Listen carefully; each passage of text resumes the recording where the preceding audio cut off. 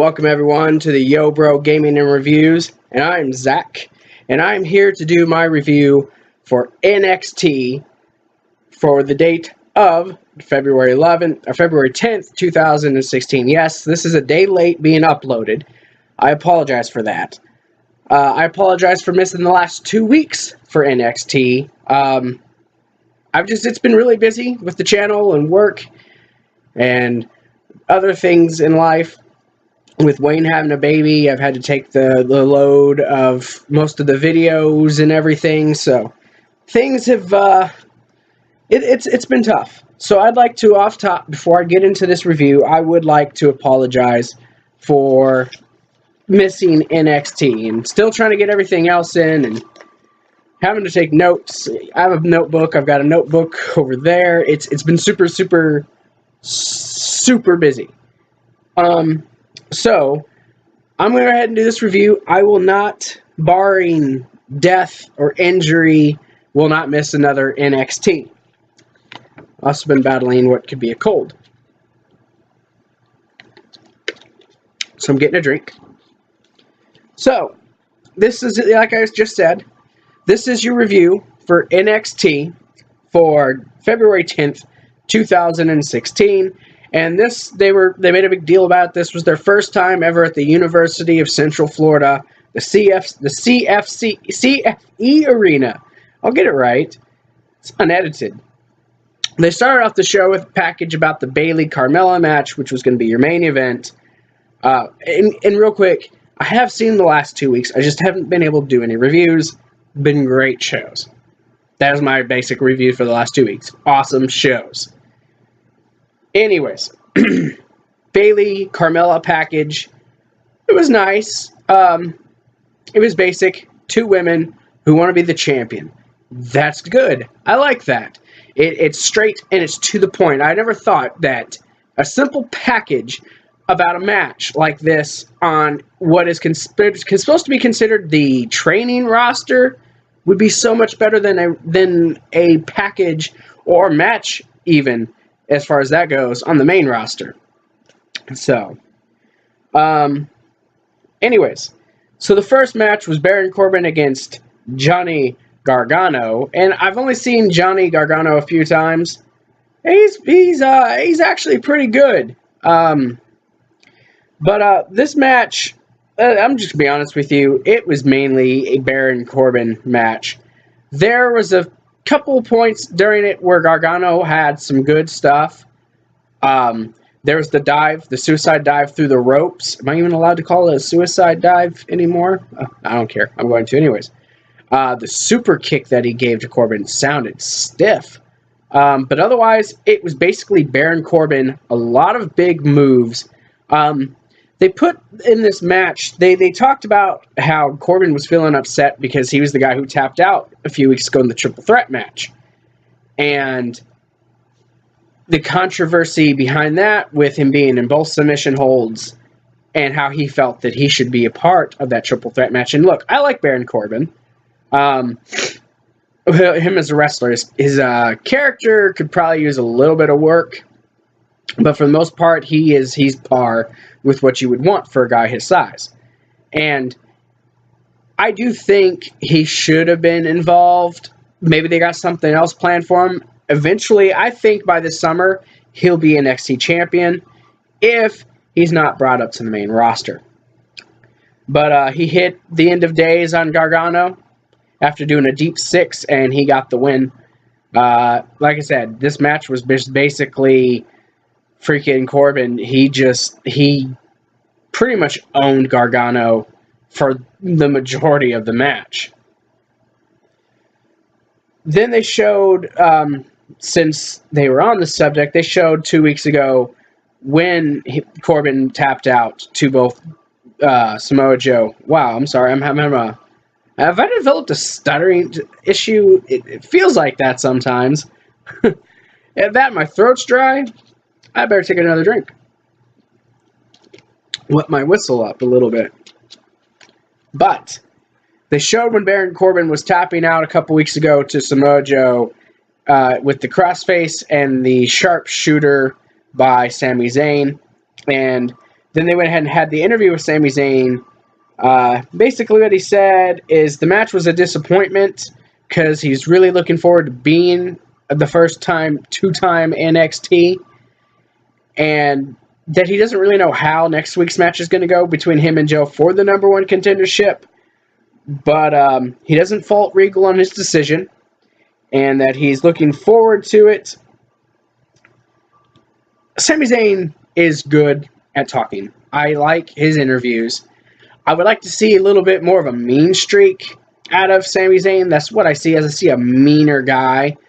The way he moves in the ring, he's got an aggressive style. I would like to see a more aggressive mic work. That's just me. But I'm not complaining. He's good on the mic. So then you have... This is the first time I've actually seen them together. You see the Hype Bros, Zack Ryder and Mojo Rawley, against... I had to write these guys' names down. John Skylar and Corey Hollis. They were okay looking team. Didn't see much of them. This match was straight Hype Bros, start to finish. Because they lost a couple weeks ago, about 3 weeks ago or so, and I guess they needed to get their win back. They ended up getting a Hype Rider for the win, and it was basically a squash match. It was nice to see Zack Ryder being pushed in a good way. Where on the main roster he shows up, gets squashed, and that's it. So it was nice to see him actually get a victory and to look good. So then you had an interview with Carmella and Bayley. Bayley talked about how she's faced a lot of challengers. She named a Sasha Banks. She talked about Nia Jax. She talked about Eva Marie.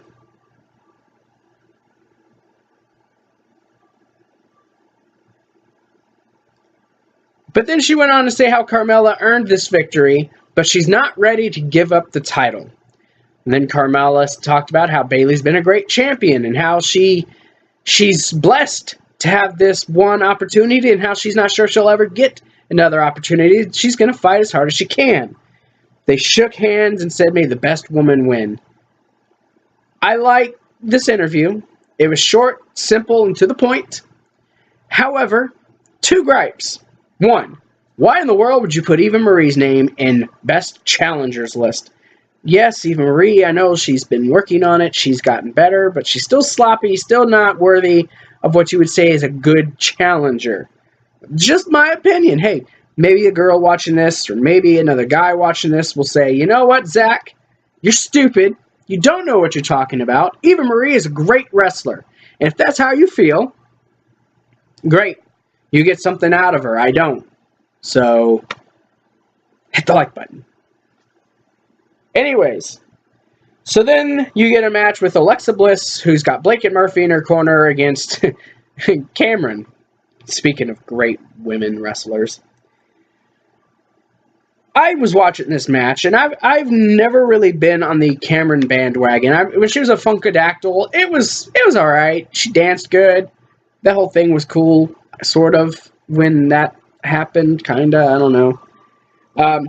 But I know Alexa Bliss was a far superior wrestler in this match. The match had a few botches in it, and I'm not gonna blame either one. It wasn't a great match. But at one point, Cameron, she went to do this double knee drop on Alexa Bliss's back. And I don't know if Alexa Bliss was in this awkward position, but she kind of hurt her. And you could tell that Alexa Bliss got pissed off. Got back in the ring, and she was a little more aggressive, which I liked. But point is, Alexa Bliss won this match. She was the better wrestler. So to Cameron, girl, bye. I'll never do that again. Then you see Enzo and Cass backstage reminding the champs that they're still going for the titles, and they're the 2015 Tag Team of the Year, and they were going to do back-to-back. And then you had freaking Jordan and Gable come back there and interrupt them and tried to get along. I don't know what that was. I guess they're allies, sort of. We kind of already know Jordan and Gable are going to be in the tag team match at NXT TakeOver Dallas. So, yeah, it is what it is. But they talked about their match next week, which I think next week is actually going to be the number one contenders match. I'll say this. One thing I wanted to see this week, I wanted to see another package on Sensei Nakamura. I wanted to see some more Nakamura. We know that he's going to be facing Sami Zayn, so we kind of already know who's going to win the number one contenders match. Spoiler alert, everyone. If you didn't know that, I'm surprised. It was kind of already announced on WWE.com. But, so then we had the match. The Drifter, Elias Sampson, taking on Jesse Sorensen. Sampson was vicious. The dude just went in there, punched dude in the mouth. Not literally, but figuratively punched dude in the mouth. Got his pin off of a swinging net breaker. A vicious-looking swinging net breaker. And he got the victory. There wasn't much to this match. This was just a build-up match. Dude's still undefeated. It was a good match. So then they showed highlights of last week's Finn Balor versus Apollo Crews match. That match, I don't want to say was as good as the first one, but it was right there. This is, again, anything I say, don't take it as fact. Take it at face value. It's my opinion. And if you disagree with me, that's okay. Maybe you liked it better than me. Anyone who ever watches me, everything I say is my opinion. Your opinion to me is also very valid, and I like to hear it. I like to be interactive with people. I would like to get more comments so I can interact with people more. Email me. I'll give you my email address if you want it. We can talk on Facebook, whatever. I'm a cool dude. I have no problem with it. But anyways, then you had an interview with Apollo Crews, and he said he's not upset about last week's loss. It showed him, he asked, go out there and see who's the better man, and he got that. And he knew where he's at. He knows what he needs to do to be better next time. And if the next time you see Apollo Crews in the ring, you're going to see a different Apollo Crews. This dude is legit. He's beast. He's a big guy. He's what Vince McMahon is looking for. I expect him to be on the main roster before the year's over with. Then your main event. The Women's Championship match for NXT. The crowd was, without a doubt, into this match. Carmella got a good ovation, but when Bayley came out, this crowd went crazy for Bayley. So much so that even Carmella was into it, clapping along with the crowd. It, like I said, was a good match. No, this wasn't a good match. This was a great match. It was very back and forth for a good part of it. You saw Carmella get very aggressive in this match to a point to where she ended up doing not one but two suicide dives to Bayley right there on the entranceway.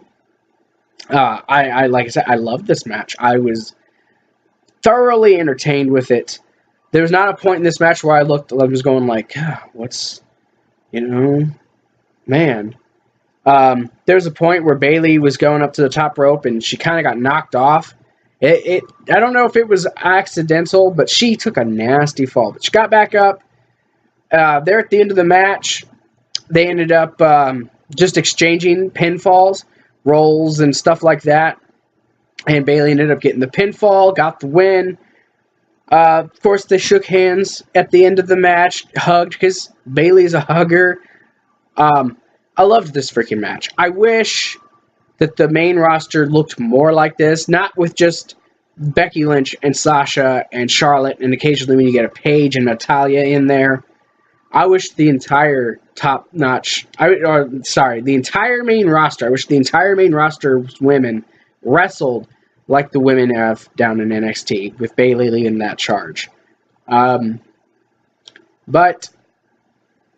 I'm going to have Sasha probably be the champion soon on the main roster, so I ain't got too much to complain about. I'm sure I'm going to see some good matches with her and Charlotte. But after the match, Eva Marie and Nia Jax ended up attacking Carmella as she was leaving the ring. Of course, Bayley went down there, tried to help Nia Jax, and then knocked her down. She got Carmella back into the ring, and then continued to pummel Carmella. But then Asuka just made her way out to the ring slowly, just creeping up to the entrance, from the entrance to the ring. Got in the ring. Eva Marie looks hot, okay? Girl's got a body. She can't wrestle her ass at all. She can't wrestle. So you can look good all day, Eva Marie, but you're not what I want. I'm glad NXT did not push her like they said they were. Push Nia. Nia can wrestle. But Asuka came out. She got them out of the ring. Didn't have to do that, and she just walked and just looked. And I love the way Asuka's got this personality. When you see her, like, you look at her, and she doesn't do that. She just smiles. And you're like, she's going to hurt me. I'd let her hurt me. That's something I don't need to talk about. And then Bayley got back in the ring. She checked on Carmella. And when she was looking back out of the ring, Asuka just turned around, gave her that smile, crept towards her, and Bayley looked scared. She did phenomenal. Good job by Bayley, looking good. She wrestles good.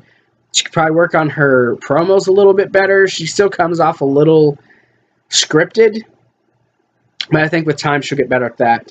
But then Asuka just kind of puts her hand on the belt and kind of brushes it like, yeah, keep it clean for me. And then just walks off like a badass. I'm seeing, I could be wrong, but I'm seeing Asuka versus Bayley at NXT Dallas. If not, it will be her and Bayley teaming up against Nia Jax and Eva Marie. Again, could be wrong, but at some point between now and NXT Dallas, those two are going to face each other for that title. But then to end off the night, you get Samoa Joe in a very simple, very straight to the point interview about how he never took Sami Zayn as someone to be ungrateful, but he was wrong. He saved Zayn's career whenever he stopped Kevin Owens from pummeling him even more, if you remember that, and said that there's no triple threat for him to hide behind this time, that he is his. He's going to beat him up, and he's going to win the match, and he's going to be the next NXT champion. It wasn't even 30 seconds long. I liked it. Joe's just straight, simple, to the point. Joe is a great heel. He's a great talker. He's even better when he's a heel and he's talking. Joe will end up on the main roster, I'd say, by SummerSlam.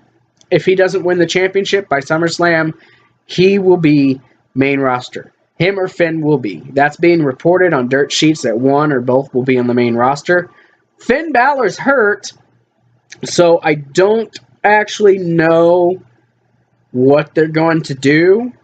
If he's hurt bad enough, or if they're going to have to call an audible, because every one of their tapings are pre-recorded. Their shows are pre-recorded, should I say.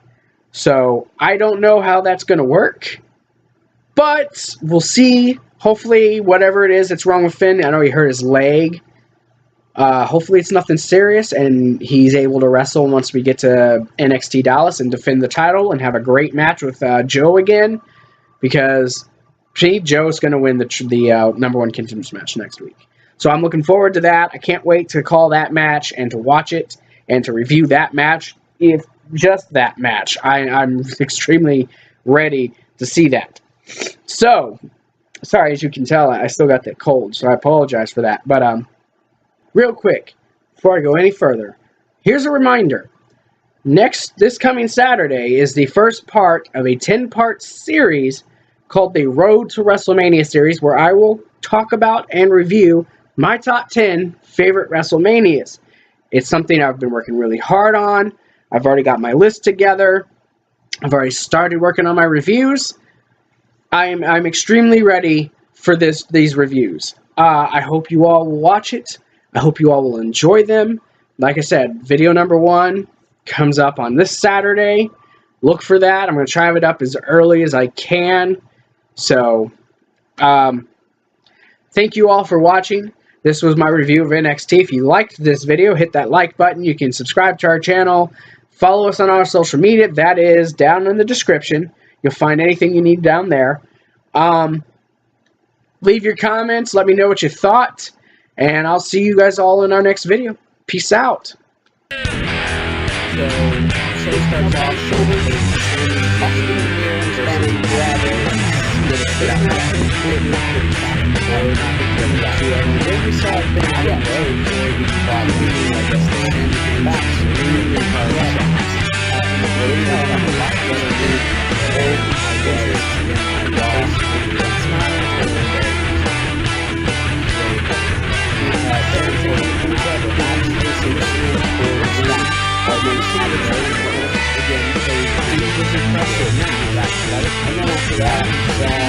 Bayley, Gargano, and maybe I